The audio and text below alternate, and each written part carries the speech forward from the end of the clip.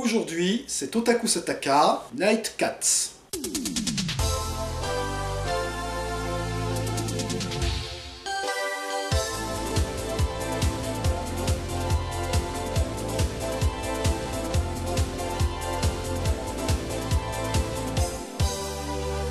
Minasan konnichiwa, perfetti Guillaume des. Il y a quelques années, nous avions étudié Miatsuai, une adaptation officieuse de Katsai qui n'était vraiment pas terrible et ne rendait absolument pas justice à l'œuvre originale de Tsukasa Ojo, alias le mangaka qui dessine les personnages féminins mieux que quiconque. Ce n'est cependant pas la seule adaptation officieuse des aventures des sœurs Kisugi, puisque Zen Pictures s'y était déjà attaqué avec Night Cats. Voyons donc si cette fois la copie est à la hauteur de l'original. Ikuzo!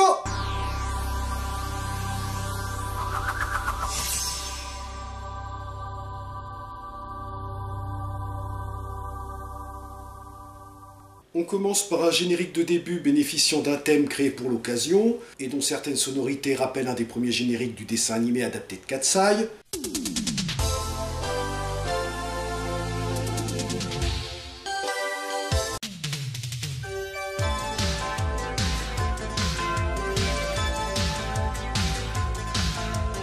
Ce qui ne l'empêche pas d'avoir sa propre identité, on est plus proche de la petite référence sympa pour les fans du dessin animé que du plagiat bête et méchant.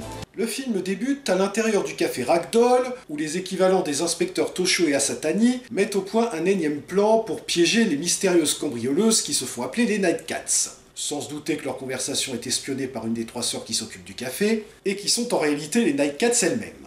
Donc déjà, d'entrée de jeu, l'amateur de Katsai est en terrain connu. Puisque comme dans le manga original, les héroïnes sont trois sœurs cambrioleuses qui tiennent le jour un café fréquenté par les policiers acharnés à leur capture.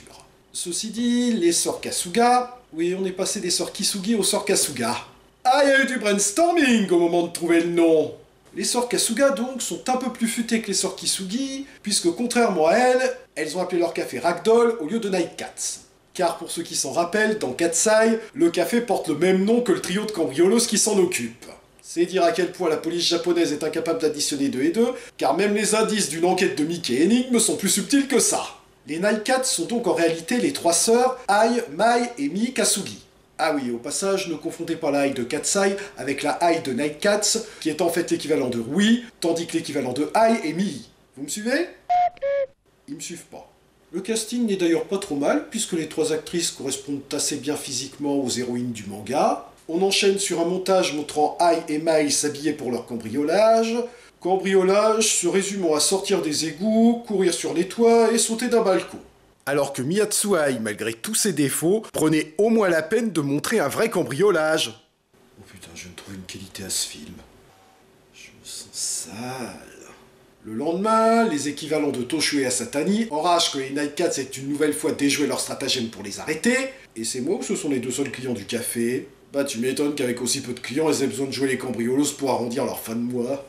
Leur prochaine cible est le sourire de la fée, un diamant détenu par un certain Kurosaki. Oh putain.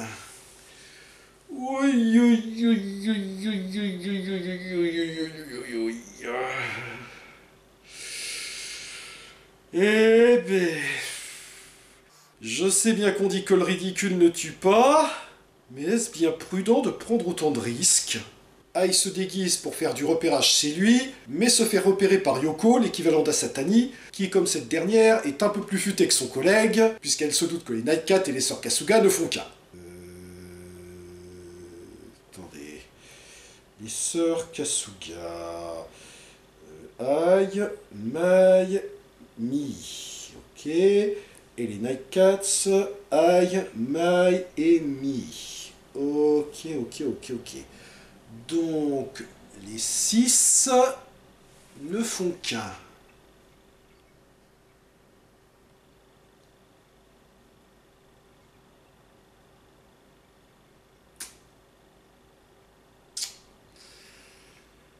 Je suis sûr de m'être trompé quelque part dans mes calculs, mais je vois vraiment pas où.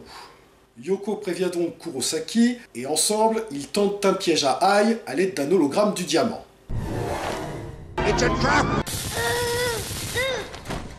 Il contacte ensuite Mai pour l'obliger à se livrer si elle veut sauver sa sœur. et après avoir recouru à des mesures extrêmes pour empêcher Mii de l'accompagner, Mai rejoint sa sœur qui est en train de passer un mauvais quart d'heure entre les mains de Kurosaki. Enfin, je dis qu'elle passe un mauvais quart d'heure, mais c'est vrai que c'est pas très évident avec son jeu d'actrice.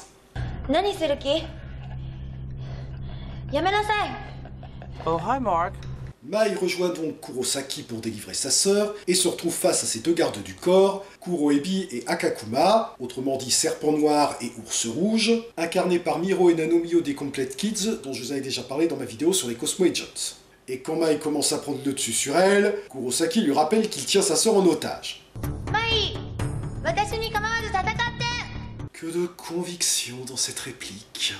D'ailleurs, on le dirait pour la voir, mais sa sœur est en train de se faire tabasser sous ses yeux, là.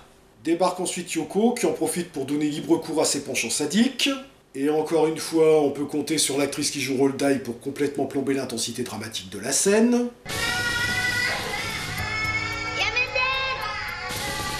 Mai finit par révéler à Yoko qu'elle et ses sœurs ne sont pas des cambrioles ordinaires, mais qu'en réalité leurs parents ont été assassinés par Kurosaki et ses complices, et que le véritable but de leur cambriolage est de récupérer les objets de leur collection, censés apporter le pouvoir mais aussi la folie à leurs possesseurs.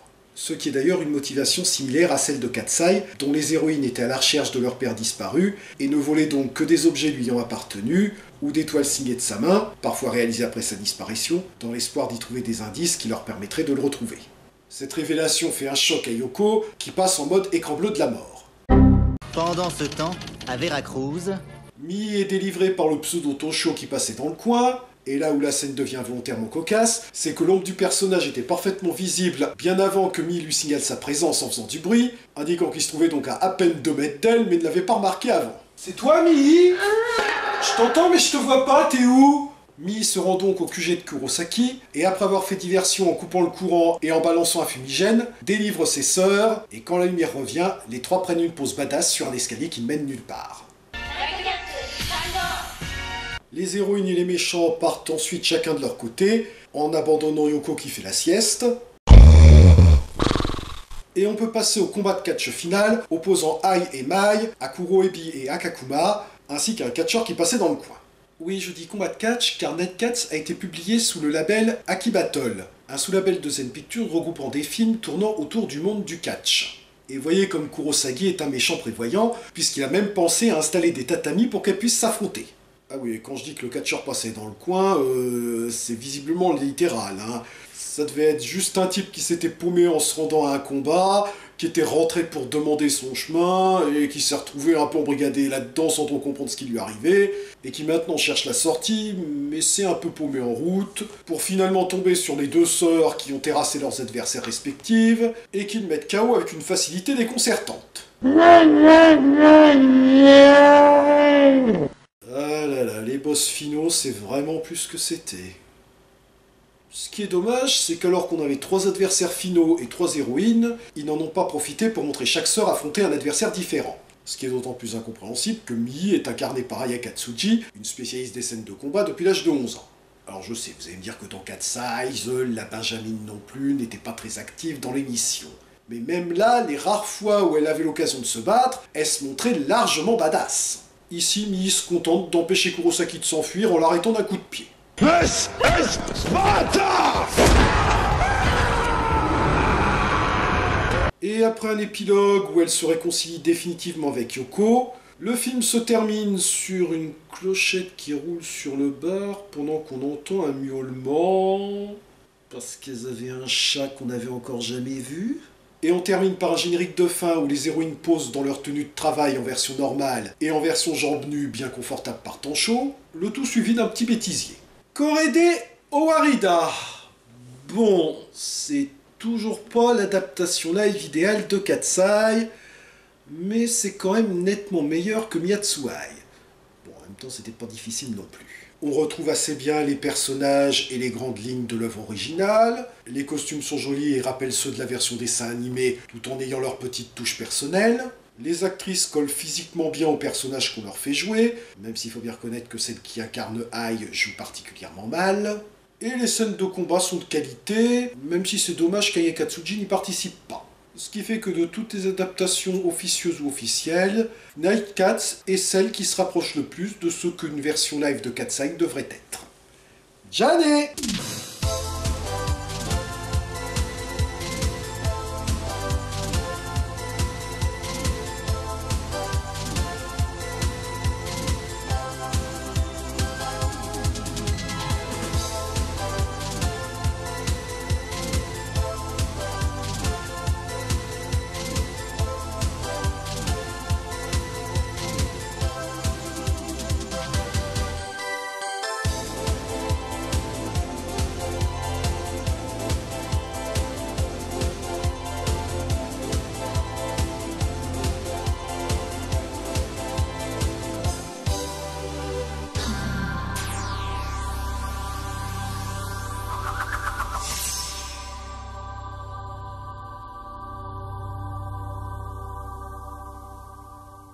C'est quand même curieux que ni Julius ni Kitanen soient venus me voir pour une vidéo consacrée à des héroïnes appelées les Night Cats.